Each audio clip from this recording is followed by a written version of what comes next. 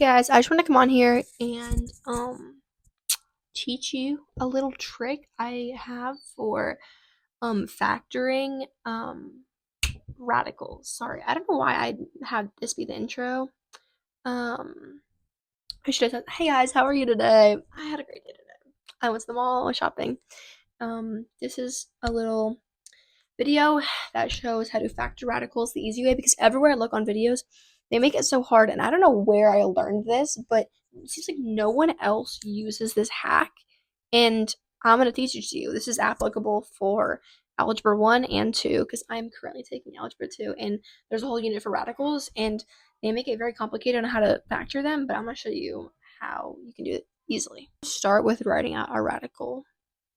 Okay, so we have square root of 72, right? So essentially what you do is you figure out everything that can multiply to that number, and then just try to get down to the smallest value. So what I like to do is, so say 2 and 72 can be divided by 9 and 8, right? That's more, and 12 and 6. So you will take, I'm gonna take 8 and 9 because 8 and 9 multiply to this, and so you write 8, the principal root of 8 times 9, right? That's what you write. So think, what can each of these numbers be simplified down to? Like 9 is 3 times 3. 8 can be 2 times 2 times 2 or 4 times 2. So you just write it down to the smallest possible. You're basically writing each number in expanded form. So these numbers have officially been shrunken down to where they cannot be shrunken down anymore because they're prime numbers. That won't always be the case, but for smaller numbers like 72, you can get them down to numbers like this. And then you just go through. You say, okay, to the square root of, and then you have to go. So since 3 times 3 is 3 squared, but then the square root of that, so you basically take every two of the same number or variable. I'll solve it with a variable in a second, but you take every two of the same number, and so you'll cross out 1, 2. So you've crossed out two of the numbers, right? And then you'll take one. Golly, and you'll take one of the numbers, and then you move it to the front of the radical. So it'll then read 3 square root of 2 times 2 times 2. See what I did there? And so do the same thing for the 2's. You'll cross out 1, 2. And you're crossing out two of these variables because it's just the square root. So it's the second root, basically. So that'll give you, and then when you move the numbers to the outside, you have to multiply them by what's already out there. You should know this. This is just like a hack that I'm teaching you for people that already know this. So your final answer will be 6 square root 2. I'm going to do it with variables now. Say you have a somewhat more complicated number like this. The cubed root of 6 to the, or x to the 6th power times 8y to the 5th power. So how would you approach this? Same way as you would approach a number. So okay, let me try to explain my words here. When we were back over here, we were trying to find numbers. So numbers that are divisible by other numbers. So you had 72 that's divisible by 8 times 9. And you were trying to figure out what same number can multiply over and over and over again to get to these numbers. So luckily for us, we had 8 and 9, which are very simple examples of numbers that can multiply one number over and over and over again to get to that number. So for 8, it was 2. You multiply 2 3 times. You multiply it by itself 3 times. And then with 9, you multiply 3 by itself 2 times.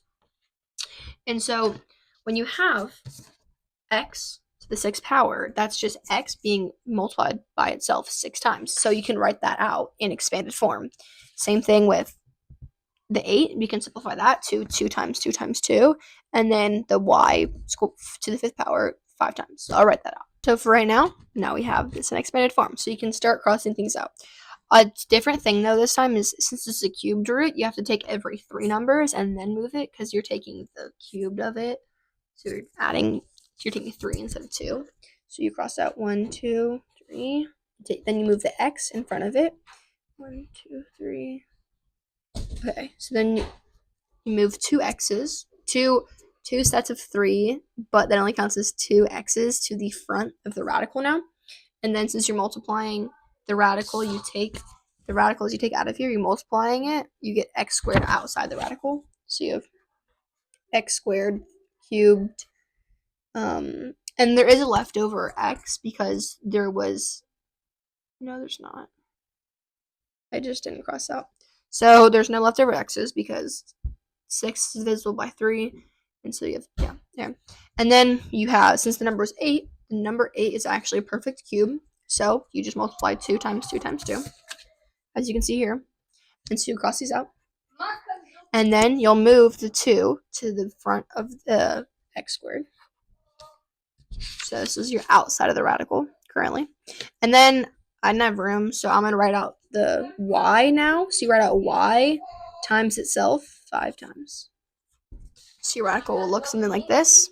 So your ending radical will look like that.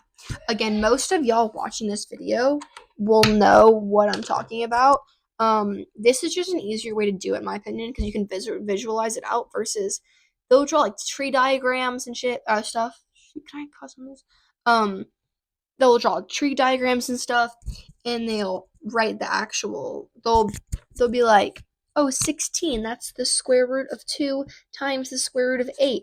And I'm like, no, just write out the full thing. It makes it so much easier because you can visualize it, you can cross things off, and you won't miss numbers. And it just makes it easier, in my opinion. Because I do like, I don't like the straightforward formulas. I like graphing things out and mapping things out when it comes to math. Like when it comes to things like quadratic equations and exponential functions, things that you have to graph, or can we not? So with things like quadratic equations or linear equations or functions or exponential functions, I like to graph them out and see the points of where x and y could work versus using the exponential formulas or the quadratic formula. Like, no, God, please, no. Let me just see where x and y. Oh my God, Jesus.